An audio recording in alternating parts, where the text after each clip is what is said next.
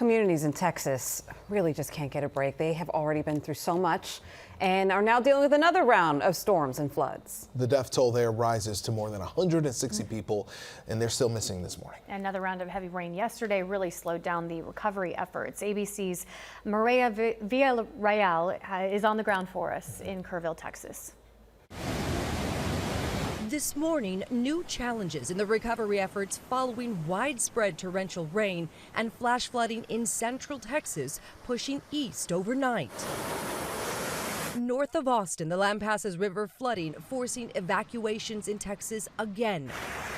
Isolated storms stalling critical search efforts in the Texas Hill Country, for more than 160 people still missing after those devastating July 4th floods.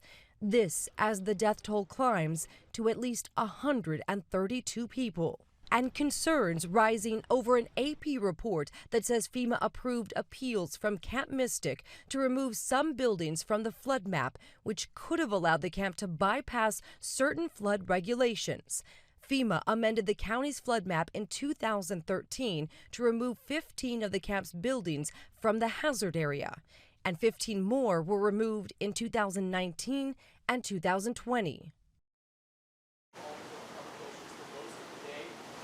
You know, here in Kerrville, the police department overnight did say they were able to get the recovery efforts up and going once the weather subsided in the evening just yesterday. But already this morning, they are saying there's a good chance that some of their search and rescue or search and recovery will be delayed, you know, because a lot of this is very tactical and also very technical driven mission. And so they really do need the weather to cooperate with them for the safety of their crews. So the guys that we're talking with right now, they're crossing their fingers that the rain that you see behind me pushes through this area very quickly, guys.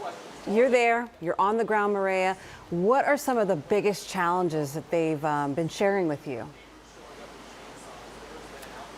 You know, I think it's kind of twofold, right? It's the resources, right? The actual people that are coming in and the actual equipment that they need for this type of very technical type of search. You're talking about big piles of debris on the outside, on the banks of the river, but then on the inside of the river as well. You also need people that are very skilled in diving and diving in very, difficult conditions. So the people and the resources is one thing, but then also they need the weather to cooperate in this area. I mean, you cannot have people doing ground searches when the banks of the river is soppy and wet and going to pull people in and cause more of a concern and more of a safety hazard for a lot of the volunteers that we have in this area.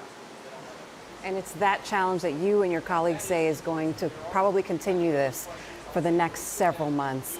Mireya Villarreal reporting live from Kerrville, Texas. Thank you.